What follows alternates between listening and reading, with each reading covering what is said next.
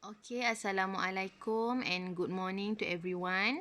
Okay, congratulations. Thank you so much and Alhamdulillah bila kamu buka video ni maksudnya kamu dah join lah kelas matematik.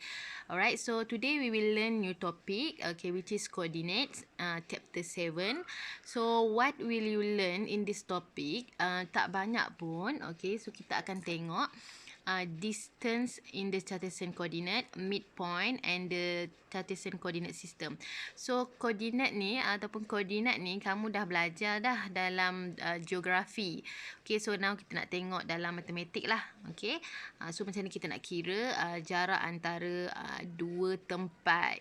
Okay. So apa titik point dia, macam mana nak kira titik point dia, and kita nak selesaikan soalan-soalan yang berkaitan lah Okay. Okay, so ini dia punya chapter summary. Okay, cikgu selalu suka tunjukkan dulu apa yang kamu akan belajar dalam keseluruhan topik hari okay, untuk tajuk ini. Okay, so dalam koordinat ni you have to know what is x-axis, okay, what is y-axis, okay, what is origin and what is Cartesian plane. Okay, so semua sekali ni ada dalam rajah kat bawah tu. So x-axis adalah horizontal axis, okay, y-axis adalah line untuk vertical axis. Origin pula adalah point yang intersection antara vertical and horizontal, okay, which is 0 lah. Kemudian Cartesian plane adalah graph ni lah, Cartesian plane. So let's say kalau kita ada 2 point, okay, kata sini 1 point, sini ada 1 point lagi A, okay, sini ada point B. So kita nak cari distance between A to B, okay, menggunakan formula ini. Alright, kemudian kita juga akan kira dia punya midpoint, okay, daripada formula ini. So itu sahaja yang kita akan belajar dalam topik ini. Okay, so yang pertama kita nak tengok distance in a Cartesian coordinate system. Okay, kalau buku teks kamu muka surat 122.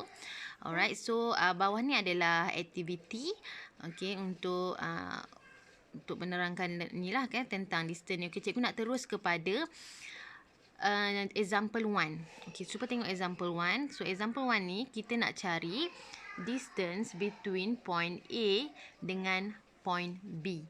So point A dengan point B, kedudukan dia pada paksi X adalah sama. Alright, position dia pada paksi X adalah sama, iaitu di negative 1. Alright, cuma dia berbeza position dalam paksi Y. Okay, dalam Y axis. Okay, satu dekat bawah, satu dekat atas. Jadi dia punya distance kita akan tengok pada paksi Y, sebab paksi Y yang berbeza. Alright, so tengok pada paksi Y, one box tu represent one unit. Alright, nak nampak? 1, okay, kemudian 2, 3. So one box represent one unit.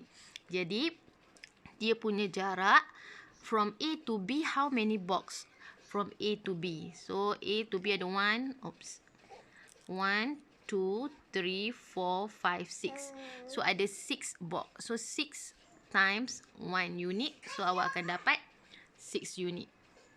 Okay? Alright. So untuk B pula kita tengok P and Q. Okay, kedua-duanya berada pada position yang sama di Y. Okay, cuma dia berbeza position dekat paksi X. Okay, satu ni kiri, satu ni kanan. Okay, jadi kita akan tengok pada x-axis. Okay, so dekat x-axis Q ni, dekat x-axis dia punya one box represent 5 units, kan? Tengok balik yang ni. Okay, ni 5, 10, 15. So one box represent 5 units. So how many box from P to Q? 1, 2, 3, 4, 5, 6. So 6 times 5. So you will get 30. Okay. Okay, ada cara lain. Cara lain kamu boleh terus ambil bacaan dekat dia punya axis tu. So okay, katakan tadi A tadi 4. Okay, B tadi negative 2. Jadi kalau nak kira jarak, kita tolak A ke B, kan? Tolak. So 4 minus negative 2. Awak akan dapat 6. Okay, yang ini 15 dengan negatif 15. So 15 minus negatif 15. So awak akan dapat 30. Okay. So sama jugalah jawapan dia. Cuba tengok dekat bawah ni. Okay. So same goes untuk soalan C dan juga soalan D. Okey, seterusnya kita tengok kalaulah kata Cartesian plane tu tak ada kotak. So dan juga tak ada dia punya apa nama tu scale tu kan, skala. Jadi kalau contohnya macam ni, kalau kita nak tentukan distance between two point yang same coordinate, so kita tengok kalau dia same coordinate y, jadi untuk nak cari dia punya distance kita tolak coordinate x je lah. Okey? X saja. X2 ni tolak dengan X1. Sebab dia berada pada position Y coordinate. Okey, coordinate Y yang sama. Jadi dia jarak dia kiri kanan je. So kiri kanan kena tolak X lah. X adalah kiri kanan tu kan. Kalau Y atas bawah. Okey. So untuk yang kat bawah ni kita tengok satu atas satu bawah C, satu atas D dekat bawah. Jadi kita kena tolak paksi Y lah. Okey, paksi X dia sama. Okey. So, ini untuk soalan example 2. Okey, tengok example 2 dia bagi koordinat sahaja. Dia suruh kamu kira dia punya distance. So, kita tengok koordinat apa yang sama kat sini? Koordinat Y. So, kalau koordinat Y sama, nak cari distance dia, yang tak sama tu yang kita tolak. 4 minus 2. Okey, sama juga yang bawah ni. Negatif 2 minus 1. Okay, ataupun 1 minus negatif 2. Okay. So, dapatlah jawapan. Alright. Okay, untuk example 3. Okay, dia suruh nyatakan koordinat Y. So, Y ni berapa? So, kita tengok dia punya X adalah sama kan? Dia punya X adalah sama. So, jarak dia ni, 5 unit ini adalah hasil tolak paksi Y lah. Okay, so paksi Y, ini Y tolak 3 mesti sama dengan 5. So, Y dia adalah 8. So, dapatlah kat sini. Okay, kemudian untuk yang ni pula, C dengan B adalah horizontal. Okay, horizontal distance. So, dia punya Y dia adalah sama. Okay, Y dia adalah sama. Cuma C kiri, B tu kanan. Jadi, kita kena tolak 4 ini adalah hasil tolak X minus 1. So, dapat 4. So, X ni berapa? So, X ni adalah 5. Okey, dapatlah jawapan yang ini. Alright.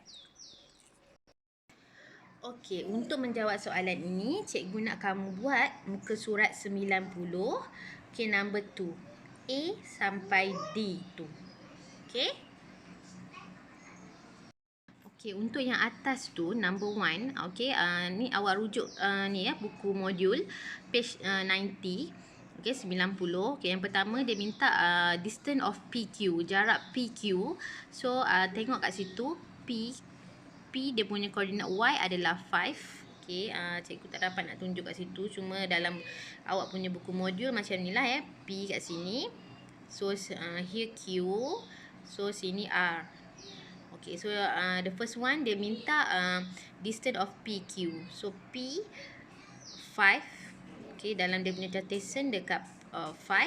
Okay, Q pula adalah dekat 2. So, masukkanlah jawapan tu dalam kotak. So, 5 minus 2 adalah 3.